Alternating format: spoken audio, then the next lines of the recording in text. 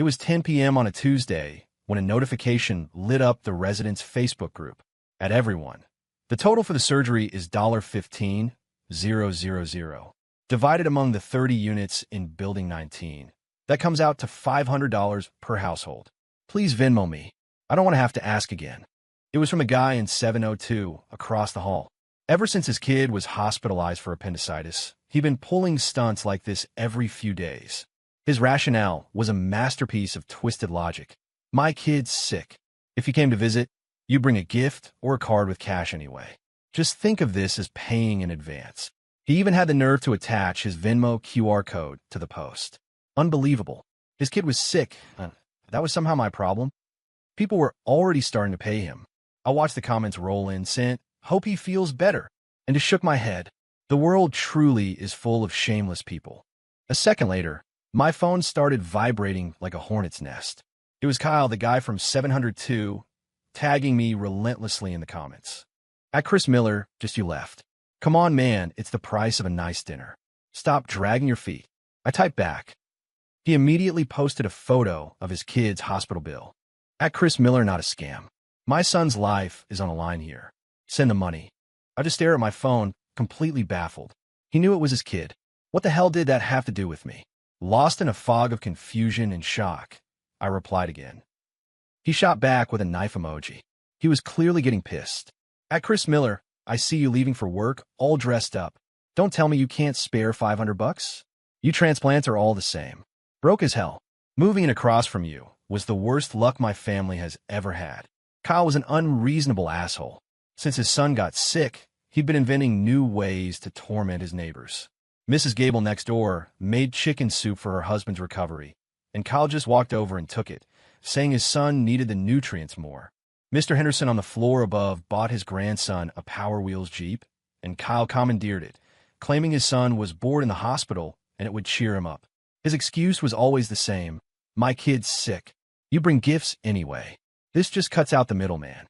There were 30 households in our building. He conveniently excluded himself and expected the other 29 of us to bankroll his family. His son, his problem. Why were we suddenly on the hook for it? I typed furiously, your kid is sick, but what does that have to do with me? By that logic, when all of us in Building 19 get old, is your son going to come change your diapers? Before he could respond, I kept going. Besides, I didn't knock up your wife. The kid doesn't share a single drop of my blood. Why on earth would I pay for him? That shut him up. Not a peep out of Kyle in the group chat. Slowly, residents from other buildings started chiming in, supporting me. He's right. Why should they have to pay for that? Funny how he knows where his neighbors are when he needs something. Never hear a peep from him when things are good. Kyle exploded. Who asked you? This is a Building 19 issue. What are you clowns from Building 20 yapping about? Keep it up, and I'll come over and kick your heads like soccer balls. The peanut gallery went silent. Kyle went back to tagging me. At Chris Miller, you sending it or not? If you don't, I'm coming over. We're neighbors, man. Don't make this ugly. As I was debating what to do, Mr. Henderson from upstairs sent me a private message. Chris, just pay him. The guy did time when he was younger. Nobody in the building wants to mess with him. If you push him too far, he's the type who'd burn the place down. I quickly replied, telling Mr. Henderson not to worry. When I bought this condo for a steal, the previous owner had warned me about the guy in 702. I knew he was trouble from day one, but I've never been one to back down from a fight. I posted in the group, fine. You want the money? Come and get it. Bang, bang, bang. The next second, my front door sounded like a battering ram was hitting it. 701. Open up. Through my Ring camera, I saw a guy with cheap red-dyed hair and tattoos stomping his slides on my welcome mat, pounding on my steel door. You'd think there was an earthquake. I opened the door. The guy, Kyle, had his hands shoved in his pockets and a wad of chewing tobacco in his cheek. Your king has arrived, he sneered. Fork it over. You're the last one. Wow, the sheer audacity. Seeing his arrogant smirk, I handed him a thick envelope. As I did, I added a polite, hope your son gets well soon. About time you saw sense, he grumbled, turning to leave without another word. I shut the door and immediately doubled over, trying to stifle my laughter. Inside the envelope were 10 crisp, new $100 bills. Of hell money. The kind you burn as offerings for the dead. I'd had it left over from when I visited my parents' graves back home. He was going to lose his mind. Boom, boom, boom. Sure enough, a minute later, my door was being kicked so hard the walls shook. You son of a bitch. Who are you trying to jinx? My son's not dead. You cursing him with hell money. I opened the door and looked him up and down. It's still money, isn't it? If your son dies, you'll have to burn it for him eventually. Consider it a down payment. The guy was so mad, he was literally scratching his head. Give me the real money, or I'll kill you. I just stared at him silent. I was curious to see exactly how he planned on doing that. Ding. The elevator door opened. An older man in a white undershirt stepped out. Kyle shoved me. I stumbled back, nearly falling. I clenched my fists, ready to swing, when I saw Kyle plant his hands on his hips and point at me. Dad, this is the hard ass from the group chat who wouldn't pay. He gave me hell money to curse your grandson. The old man had a beer belly and a long, thin scar down his left cheek. He looked even meaner than his son. He grabbed a broom leaning against the wall and raised it to hit me. I caught his wrist, twisted the broom out of his hand, and, for good measure, smacked his son across the face with it. Seeing his son get hit, the old man suddenly clutched his chest, gasped, and crumpled to the ground, curling up like a boiled shrimp. Help! Somebody look. This big, strong young man is beating up a sick old man. Is anyone going to do anything? I'm old and useless, getting bullied right at my own front door in broad daylight. Is there no justice for an old man like me? A few neighbors peeked out into the hallway, and his performance kicked into high gear. Wiping away fake tears, he wailed, "My daughter-in-law left us. My grandson's sick and needs surgery." I swallow my pride and start a GoFundMe with the neighbors, and what do I get? This punk uses hell money to curse my grandson to die. Is there no law in this country? My life is so hard. Kyle immediately started filming with his phone, posting the video to the residents' Facebook group to escalate things. The onlookers started murmuring, "You must be the new guy, right? Son, they're neighbors. Why don't you just let it go? Yeah, that family's bad news. You don't want that kind of trouble. The old man has it tough. You look like you're doing okay. You see each other every day. Just give them the money." The chorus of support for the old man grew louder. Some even offered to pay the $500 for me. Have people completely lost their minds? I bit back the urge to scream at them all and pulled out my phone to call 911. Before the cops arrived, a stout kid burst out of apartment 702. He was wearing a basketball jersey, round as a barrel, with a jiggling double chin. He looked about 8 or 9. Seeing his grandpa crying on the floor, the kid went ballistic and shoved me hard. "You motherf! Who the hell are you? You think you can mess with my grandpa?" His breath was a toxic cloud of what smelled like microwaved fish and stale cigarettes. It almost knocked me out. This kid wasn't just a heavyweight. He was a biohazard. I smirked. "So, you're the one your family's running scams for? With breath that reeks of junk food? You're supposed to be in the hospital for appendicitis? You're built like a linebacker for a pee-wee football team." The kid's vocabulary was limited. "Motherf, say that again. I dare you." The neighbors who had gathered around started to catch on. Someone pointed at the kid. "Hey, isn't your son supposed to be sick? Waiting for money for an operation? Holy crap, 702 is shaking us down for cash. Yeah, look at him, bouncing around like that. He doesn't look sick at all." Just then, the elevator dinged and 2 police officers stepped out. "Officers, this man assaulted an elderly person," Kyle yelled, holding up the video on his phone, playing the victim. "He beat my dad. My dad has high blood pressure. He had a stroke last year and needed surgery. Now he's on the ground.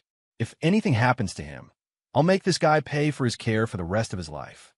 The old man on the floor immediately started groaning. "Ow, ow, wow." An officer turned to me. "Why did you hit him?" I sighed. I didn't even touch him. He laid himself down. The fat kid ground his teeth. "You motherf. You totally messed with my grandpa." Kyle lunged at me, trying to scratch my face, but an officer blocked him. "Officer, don't listen to his bullshit. Why else would my dad be lying on the floor? Arrest him. Throw him in jail." The kid started chanting, waving his fists. "Jail!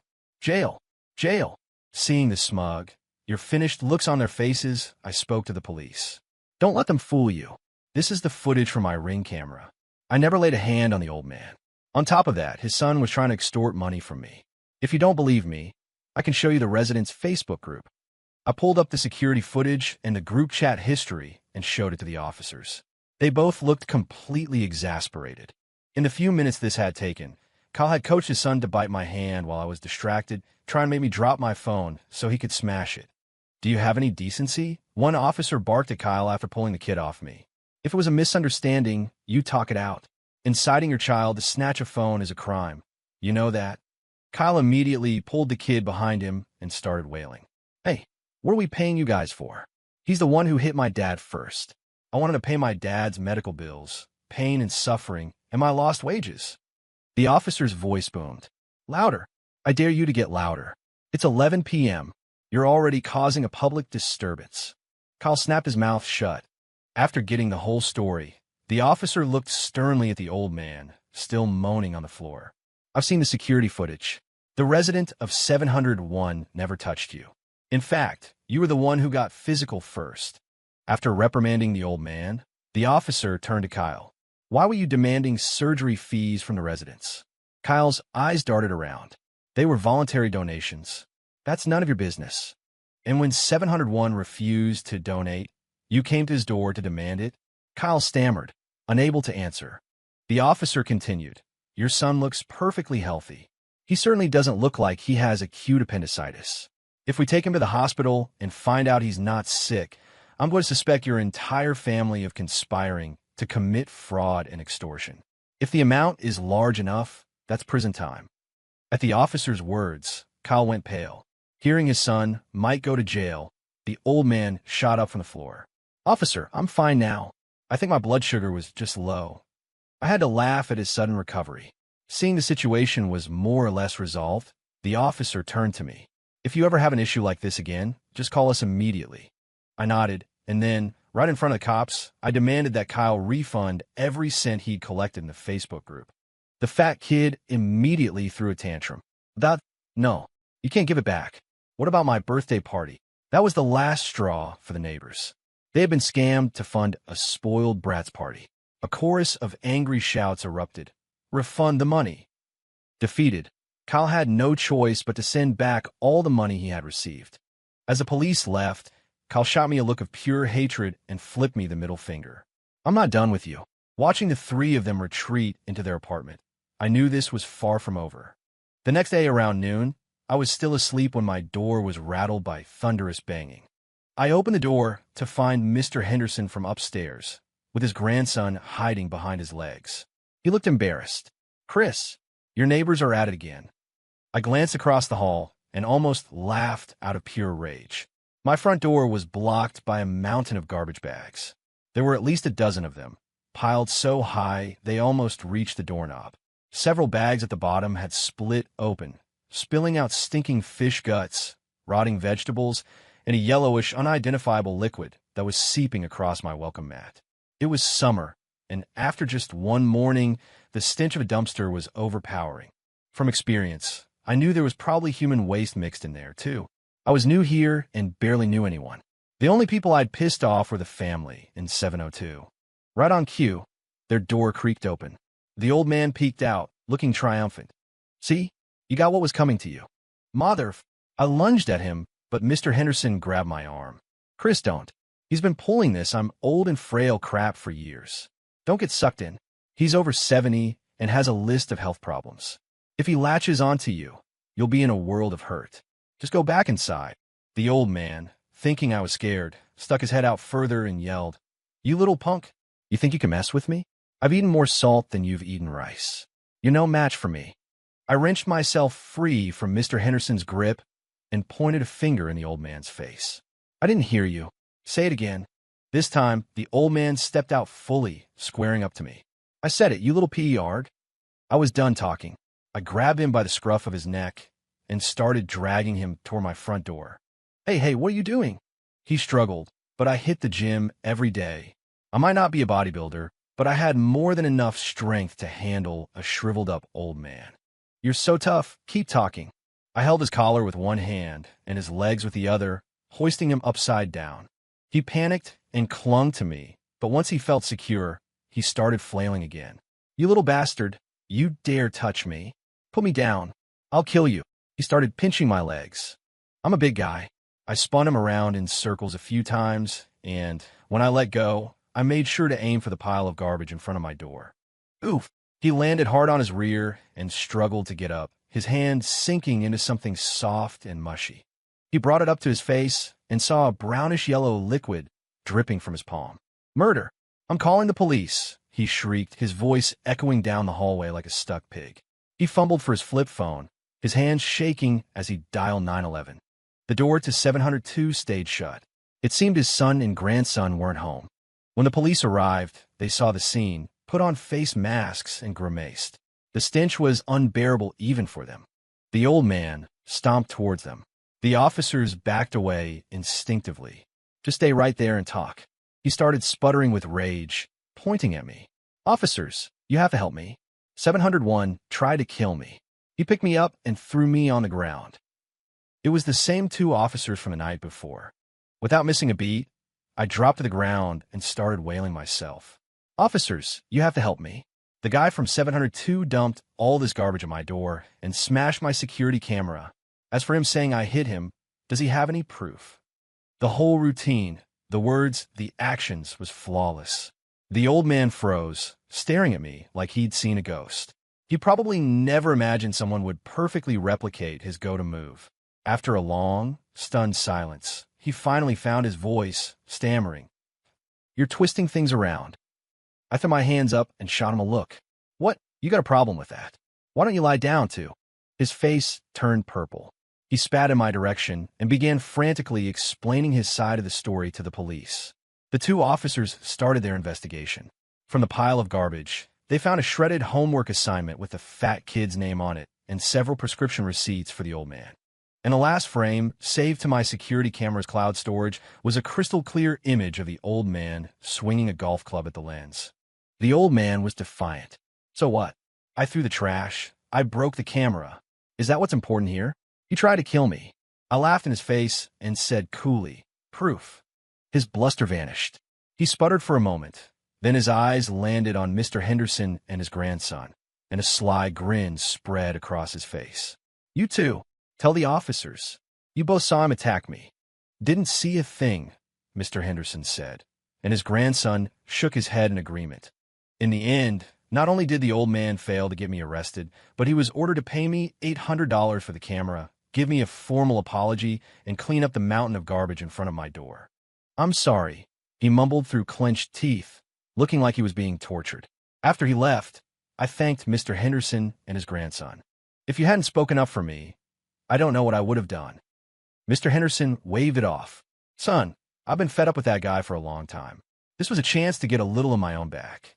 I laughed, telling him that if 702 gave him any trouble, he should come straight to me. The next day, the residents' Facebook group exploded. "Which one of you lowlife scums stole the Lego set I bought for my grandson? If I find out who it was, I'll make them regret it." It was Mr. Henderson, fuming in the group chat. His son and daughter-in-law worked out of state, so he was raising his grandson alone and often bought him toys online. I smiled and posted 2 videos to the group. The first was for my new security camera. It was pitch black outside, but the audio was clear. A whisper, "Dad, are you sure we won't get caught swiping the package from upstairs?" A familiar voice, Kyle's, laughed quietly. "What are you scared of? That old geezer only has one grandson. He's got so many toys. Can he even play with all of them? He should be thanking us for taking it. Besides, it's not even dawn. Everyone's asleep." The old man's voice, "Good point. It'll make a great birthday present for Leo." The second video showed the 2 of them sneaking back past my door carrying a large box. The group chat, which had been quiet, erupted. 702 stole a toy from Mr. Henderson. I knew they were cheap, but stealing is a new low. This is outrageous. What kind of degenerates do we have in this complex? Someone call the police. Mr. Henderson's kids work construction jobs to support him. How could 702 do that to them? They have no conscience. Kyle, probably seeing the videos, shot back. "Bullshit. I didn't steal anything. This is 701 framing me. He obviously deep-faked those videos. Who would want some stupid toy anyway?" A neighbor replied. "If you didn't steal it, then let someone search your apartment. You dare." Kyle posted a 60-second voice memo, screaming, "Why should I let you search? Who the hell are you? That's breaking and entering. You won't?" then you're guilty. Despite his denials, almost no one in the chat believed him. The day before, I had seen the way the old man glared at Mr. Henderson. I had a bad feeling, so I installed a new, better hidden camera that night. I woke up early to use the bathroom and saw a motion alert on my phone. When I checked the feed, there they were, the two of them, sneaking out to play thief. When Mr. Henderson found out what had happened, his blood pressure spiked, and he almost fainted. Several neighbors helped call an ambulance to take him to the hospital. Everyone rallied behind him, condemning Kyle and his father in the group chat. Thankfully, the hospital checked him out and said he was fine. Kyle, on the other hand, had to pay Mr. Henderson $10,000 in compensation. After they got back from the hospital, the two of them came to my door with a kitchen knife and an axe. They started hammering on it. "You coward! Come out here and face me like a man," Kyle yelled, pulling these little tricks behind my back. "Aren't you afraid of getting struck by lightning? I'm going to chop you to pieces today, you little snake.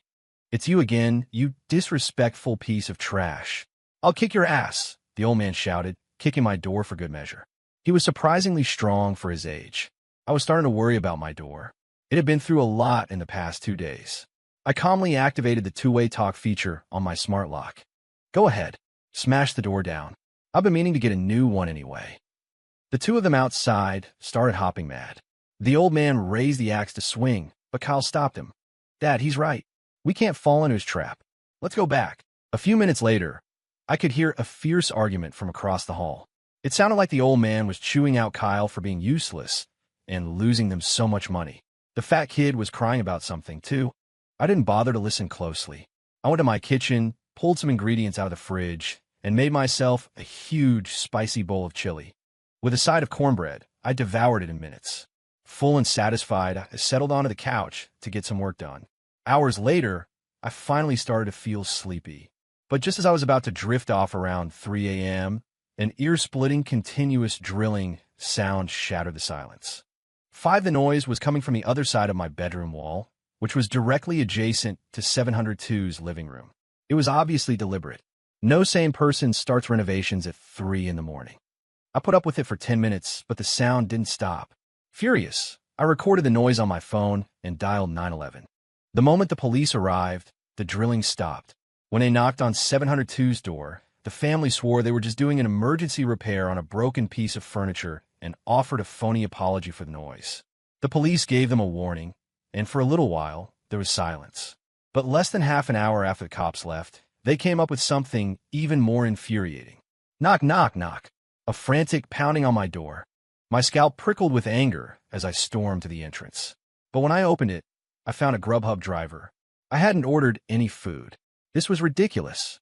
After a confusing conversation, I found out that Kyle from 702 had ordered the food, but put my apartment number as the delivery address. Kyle heard the commotion and opened his door, a smug grin on his face. "Learned your lesson yet? I can do this all night. Now, how about you bring me $20,000 for my son's birthday party? Otherwise, you're never getting another night of sleep in this apartment. Go to hell." I slammed the door and leaned against it, my mind racing. A direct confrontation was pointless. Kyle would just keep escalating. The feud was already this deep. If they wanted to play dirty, then we'd see who was better at it. I pulled out my phone and called my brother. "Hey man, it's me. You're heading out of town for that conference, right? How about you let Shadow come stay with me for a while?" They wanted to mess with my sleep? Fine. It was time to unleash the nuclear option. Shadow was a retired K-9 my brother had adopted from the police department. Let's see what kind of trouble the Jenkins family could cook up now. But on Shadow's very first night with me, things went south. In the middle of the night, there was a strange scratching at the door. I checked my Ring camera, saw no one, and cautiously opened it. The instant the door cracked open, a long, thin, green shape slithered inside. Every hair on my body stood on end. Oh my God, it's a snake. Across the hall, Kyle and his son had their door open just a crack, peeking out to watch the show. My blood ran cold. Snakes were my one true phobia. I was frozen to the spot, completely paralyzed with fear. The snake moved quickly, gliding towards me. Just as I was sure I was about to die, a black blur shot past me. It was Shadow. He pinned the snake's head with one paw and its tail with the other, neutralizing it in seconds. But what happened next was unbelievable. Shadow snatched the snake by the neck, trotted across the hall, and expertly flung it straight into 702's apartment. Then, with a flick of his tail, he nudged their door shut. A cacophony of screams erupted from inside. The fat kid shrieked, "Dad, help me. I haven't even had my 10th birthday party yet. I don't want to die." Kyle yelled, "Son, don't worry. It's not poisonous. I bought it to scare him. Daddy's got it. Just wait." Shadow trotted back to me, panting happily and circling my legs, clearly waiting for praise. I knelt down and ruffled the fur on his head. As if he understood everything, he licked my face. After a moment, the commotion across the hall died down. Kyle burst out of his apartment, wielding a meat cleaver. "You little beast. You dare throw a snake in my apartment? I'm going to butcher you tonight." He swung the cleaver at Shadow, but he never saw it coming. Shadow had anticipated his move. He leaped up and sank his teeth into Kyle's wrist. Clang! The meat cleaver hit the floor. Shadow lunged, knocking Kyle flat on his back. "Arg! Get off me, you damn animal." The old man and the fat kid heard the noise and ran out of their bedrooms. They grabbed brooms and started swinging at Shadow. Seeing this, I covered my eyes. It was over. Shadow was about to be completely triggered. A series of agonized howls followed. When I looked again, the entire Jenkins family was lying heap on their floor. The sight was glorious. You just wait. I'm calling the cops. I'm going to have that animal put down." I just smirked and pulled a folded document from my pocket, Shadow's adoption papers, clearly identifying him as a retired police K-9. "You see, the animal that took you down is a retired police dog. My security camera recorded everything. He only attacked you because you attacked him first. Who do you think the police are going to believe?" After I finished, Kyle deflated. Fine. Our bad luck, all right? We're done." For a few days after that night, the family in 702 was completely silent. It was unsettling. It wasn't in their nature to back down. I had a feeling they were planning something big. 3 days later, their revenge came, and it was far more vicious than I could have imagined. I woke up the next morning to a storm of calls from my brother. "Are you still sleeping?" he demanded. "Check what's trending locally on Twitter." I pulled up the app. The #1 trending topic was me. Kyle, posting as a concerned neighbor, had accused me of abusing a retired police K-9. He'd paid a few local influencers to retweet it, adding commentary that I had a shady look and that the only way I could afford my nice condo and car was by making animal abuse videos for rich sickos online. I had to laugh. It was 2025, and their tactics were still this pathetic. I calmly screenshotted everything. Over 100,000 retweets and comments. This was going to be an expensive mistake for him. After saving the evidence, I asked my brother to connect me with his lawyer. He agreed instantly, assuring me that defamation cases like this were a slam dunk and to just sit tight and wait for the settlement check. After getting that sorted, I went to make Shadow his breakfast. Just as I finished, the police were at my door. 2 officers explained that they had received an anonymous tip alleging animal cruelty at my address and were here to investigate. The tip included photos of me walking Shadow in the complex. My blood boiled. I was about to argue, but one of the officers held up a hand. "Let's go. Bring the dog. We're taking him to a vet for an examination." And just like that, I was escorting Shadow out with 2 police officers. The second we stepped out of the building, Kyle materialized out of nowhere, feigning surprise. "Chris, what's going on? Did you get in some trouble? Need me to call your family for you?" "Get lost," I snapped. "Everyone look, the cops are taking Chris from 701 away." Kyle shouted to the gawking neighbors. "These young people today, always idle, up to no good. Looks like he's in some serious trouble. He looks like such a nice young man. I can't believe he'd abuse an animal." Well, it's all over the internet. It must be true. And I thought he was a good guy when he stood up to 702. Turns out he's just another monster. Yeah, look at this, they brought a whole squad car. He's not coming back from this one. The gossip grew more and more outrageous. I ignored it all and got into the police car with Shadow. At the vet clinic, the doctor gave Shadow a thorough checkup. The officers were there the whole time, professional and serious, but not hostile. I took the opportunity to tell them the entire story, how the Jenkins family had harassed me, thrown a snake at me, and provoked me at every turn. I showed them the security videos and the Facebook chat logs on my phone. The two officers' frowns deepened as they scrolled. The younger one shook his head. How did our precinct end up with a family of psychos like that? The test results came back quickly. Shadow was in perfect health, energetic, with no signs of abuse. In fact, his coat was glossy and healthy from the excellent care he'd received since retirement. The older officer patted Shadow's head. We understand the situation now, he told me. This was clearly a malicious false report, a waste of police resources. We will file a report and have a talk with the person who called it in. Don't worry, our department's official social media account will issue a public statement clarifying the matter. You can just retweet it to clear your name. A huge weight lifted from my chest. I thanked them profusely. On the way back, the officer gave me a final piece of advice. That family is vengeful. They failed this time, but they'll try again. Make sure your security camera is always working. If anything else happens, call us immediately. Don't confront them yourself. I nodded, taking his words to heart. The police car dropped me off back at the complex. Kyle was still there, squatting by the entrance with a few other gossipy residents. When he saw me and Shadow get out of the car, unharmed, and watched the officer say a friendly goodbye, his face turned a sickly shade of green. Officer, he's just let go, he stammered, rushing forward. The older officer fixed him with a hard stare. He is. You, on the other hand, for filing a false report and obstructing official duties, you're coming with us for a chat. Kyle panicked. I was just suspicious. I was just concerned about the community's well-being. If you have suspicions, you report them through proper channels, the officer said sternly. You don't fabricate stories online. As Kyle was escorted away, the group of onlookers quickly dispersed. Watching him get shoved into the back of the police car was incredibly satisfying. Shadow seemed to understand, letting out a loud, triumphant woof in the direction of the departing car. After Kyle was released, his apartment was quiet for a few days. It seemed like he had finally given up, until one day, I was coming back from walking Shadow and saw a little boy clutching a remote control car, standing nervously by the elevator, too scared to get in. Shadow seemed to sense something and trotted over to the boy, gently licking his pant leg. The boy's fear deepened, and I hurried over. His name is Shadow. He's friendly. That just means he likes you. The boy's expression softened.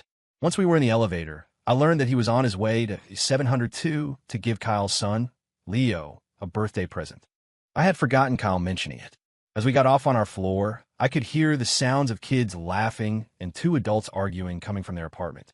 The little boy had his head down, trembling. I was about to ask him what was wrong when the door to 702 flew open. Leo swaggered out and snatched the remote control car from the boy's hands. What took you so long? Get hit by a car. Leo sneered. The little boy, clenching the hem of his shirt, started to explain, but Leo shoved him to the ground. It's my birthday, and you show up with that long face? Anyone would think I was bullying you. You're too late anyway. There's no room inside. But since you brought the car I wanted, I'll get you a plate. You can sit out here and eat. I never used to believe that some people are just born evil. But watching this, I started to believe it. Seeing the little boy forced to sit on the floor in the hallway, holding a plate of cake, I couldn't just stand there. Just as I was about to help him up, the property manager, Mr. Wong, came storming out of 702, muttering under his breath. According to Mr. Wong, Leo's friends had turned the whole building into a circus. They were playing basketball in the hallways, screaming and running around. One of them had a super soaker and was ambushing people in the elevator, demanding they hand over their snacks. If anyone refused, they'd get soaked. An owner complained, so the management sent a young woman up to talk to them. But Kyle and his father just ignored her, glued to a video game on their couch. She had to pull the headphones off Kyle's head to get his attention. What now? He'd snapped. A resident has complained that your son and his friends are being too loud. As their guardian, you need to supervise them. Kyle rolled his eyes. So what they're loud? We pay our HOA fees. That means we get to enjoy the amenities. You get it? But you're disturbing the other residents. Before she could finish, Leo ran up and snapped a picture up her skirt with his phone. Lace! Black lace! He shouted, and all the kids erupted in laughter. The young woman, new to the job, burst into tears and fled. That's why Mr. Wong had come up himself to demand an explanation. But Leo had pointed a toy gun at him and screamed, "It's my birthday! If you keep yelling, I'll kill you." Mr. Wong was clearly at his wit's end. Just then, the little boy on the floor with the cake started to cry, a choked, hopeless sound. I immediately went to him. The moment I touched his hand, he winced and pulled it back. I gently rolled up his sleeve and saw angry red welts on his arm, like he'd been whipped. Mr. Wong sighed. That's Cody. He lives in the next building. His grandpa's bedridden, and his parents are migrant workers. Leo bullies him all the time. The worst time, Leo broke one of his ribs. When Cody's parents came to complain, the old man faked an injury and extorted money from them. His parents didn't know any better, took the loss, and went home and beat Cody for causing trouble. The kid's barely spoken a word since. This was insane. Utterly insane. A fire of pure rage ignited in my gut. Just as it was about to consume me, my phone rang. It was my sister-in-law. Chris, honey, your brother's out of town, and I have to go see my mom for a few days. Would it be okay if Alex came to stay with you? Of course. Send him over now. I hung up the phone, a slow smile spreading across my face. My nephew, Alex, has a severe behavioral disorder. He spent 3 years in a specialized residential treatment center and had only been discharged a few months ago. Him coming to stay with me wasn't a problem. It was a solution. My sister-in-law texted me that Alex was already downstairs just as I was putting my things away. When he saw me, he ran up and threw his arms around me. Uncle Chris, I missed you so much, he yelled, planting a few sloppy kisses on my cheek. I was a bit embarrassed by the enthusiastic greeting. After letting me go, he went straight for Shadow, burying his face in his fur. In my experience, Alex was a polite kid. He could always tell when someone was genuinely kind to him. More importantly, thanks to my brother and sister-in-law's tireless efforts, he had a strong sense of right and wrong. He despised bullies, but would never harm an innocent person. In the elevator, he chattered away, telling me all the new things he'd learned at the treatment center. If someone bumps into you, you don't punch them. You say, "Excuse me." If someone insults your family, you don't grab a kitchen knife. You call the police. Listening to him, I thought, well, my brother's money wasn't wasted. As we stepped out of the elevator, I was trying to figure out how to explain the situation to Alex when the door to 702 opened. Leo and his gang of friends swaggered out. Leo, a toothpick dangling from his mouth, stood over Cody, who was still on the floor. He kicked him. "Eat it. I give you a piece of my birthday cake, and you don't eat it? What? You're too good for me." Cody tearfully took a bite. The next second, he spat it out, gagging and throwing up. Ha ha! Leo's laughter echoed in the hall. What an idiot. I squeezed a whole tube of wasabi into his cake. Hope it burns his face off. Suddenly, Leo's eyes fixed on a keychain hanging from Alex's backpack, a collectible Labubu figure. He marched over, pointed at it, and demanded, "Give it to me." Alex was taken aback. "What?" "The Labubu," Leo repeated. "Give it to me. It could be my birthday present." Alex's expression hardened. "Do I know you? Get lost." Leo's friends handed him a super soaker, and he aimed it at Alex. "Give it to me now, or I'll blast you." Alex clutched the keychain. Leo sprayed him right in the face. Before I could intervene, Alex kicked Leo so hard he flew backward. Before the old man, or Kyle, could come running, Alex grabbed Leo by the hair and shoved his face into the wasabi-laced cake on the floor. Leo's face was completely covered in frosting and vomit. His friends howled with laughter. Cody stopped crying and stared at Alex with pure admiration. Leo was in too much pain to do anything but scream for help. Other neighbors, hearing the commotion, came out to see what was happening. Seeing the neighborhood tyrant finally getting his due, they discreetly escorted Cody away, leaving Alex a clear stage. Alex knelt and grabbed Leo by the collar. "How's the wasabi cake?" "Good." Leo was terrified, his eyes darting toward his apartment door. Alex slammed Leo's head against the wall. "I asked you a question. Answer me." Leo whimpered. "It's good, it's good." "Oh, it's good," Alex said, scooping up a handful of the ruined cake and stuffing it into Leo's mouth. "Then let me help you have some more." After a moment, he grabbed the water gun and started spraying water into Leo's mouth. "Swallow it all. Cake and water. Don't you dare spit any out." The wasabi was so strong Leo looked like steam was coming out of his ears, but he was too scared to make a sound. "The Labubu," Alex said calmly. "You still want it?" Leo shook his head frantically. "No, I don't want it." "But you were just trying to take it," Alex pressed. Leo burst into tears. "I won't take it." Finally, the old man and Kyle came out. I quickly stepped in and pulled Alex behind me. Not because I was afraid of what they would do to Alex, but because I was afraid that if there had been a knife nearby, Alex really might have used it. Call the police. I want this little monster thrown in jail. Kyle roared when he saw the blood trickling down Leo's forehead. The old man was calmer, simply demanding I pay them $200,000 for his precious grandson's medical bills. The neighbors all spoke up for Alex and me, explaining that Leo had tried to rob him first. Kyle wasn't having it. It's normal for kids to snatch things from each other. But he attacked him. He's in the wrong. I smiled. My nephew has a mental illness. Your son just triggered an episode. Kyle clearly didn't believe me. Don't give me that crap. Him?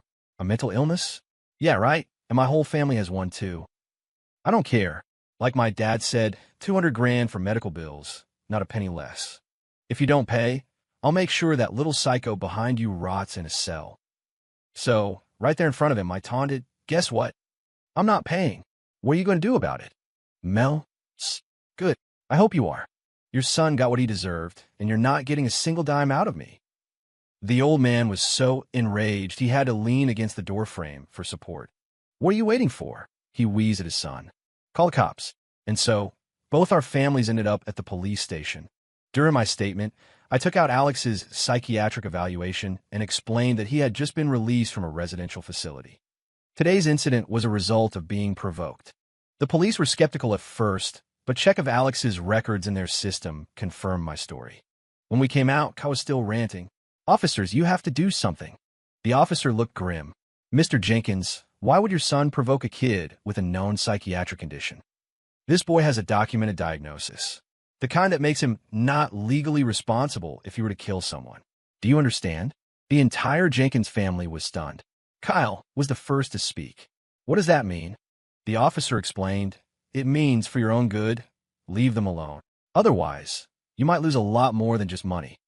In the end, we all walked out of the police station without any charges being filed. I thought that would be the end of it, that the Jenkins family would finally get the message. I never imagined they would kidnap me. 10. That night, I was driving back with Alex and Shadow after dinner. I pulled into my spot in the parking garage and felt a shift in the air, a sense of movement behind me. I got out of the car to look, and a burlap sack was thrown over my head. I instinctively fought back, but someone kicked the back of my knee hard, and I collapsed. I heard Kyle's triumphant voice.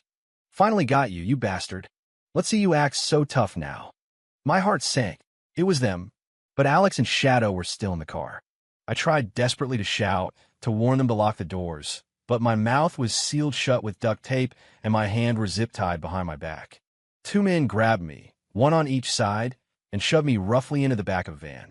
The air was thick with a nauseating smell of stale fish and sweat. The van started up and sped away. I forced myself to stay calm. With my hands bound behind me, I fumbled in my pocket. Thankfully, my phone was there.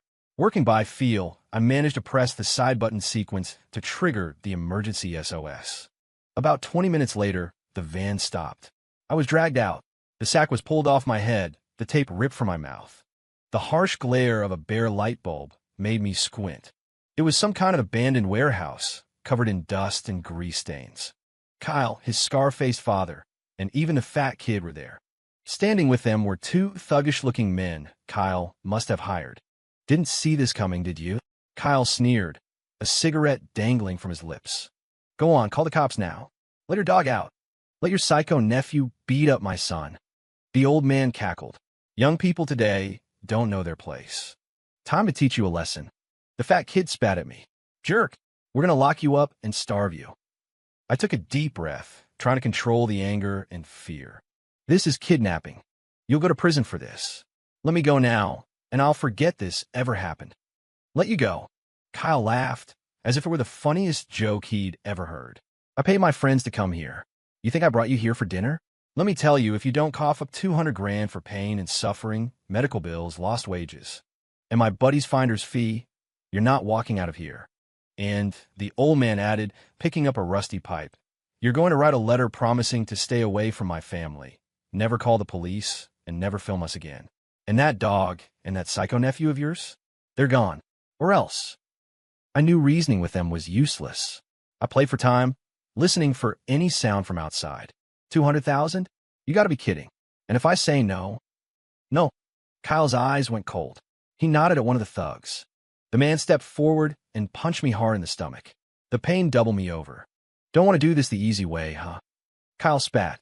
Just then, the sound of police sirens pierced the night, growing rapidly closer.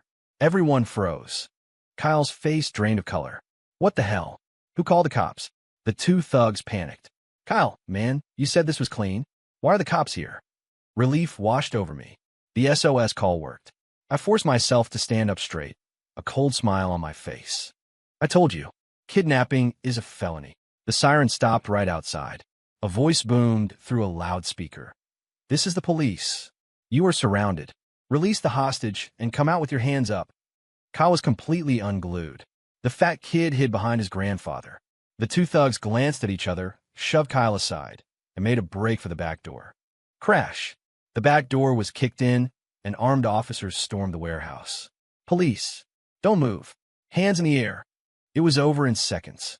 Kyle, his father, and the two thugs were all on the ground in handcuffs.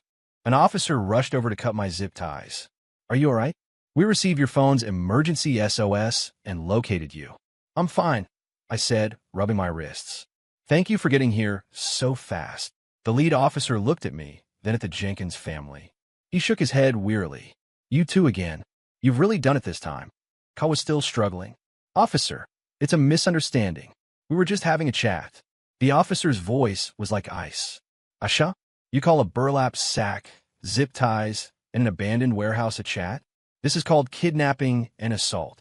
The police secured the scene and took my preliminary statement.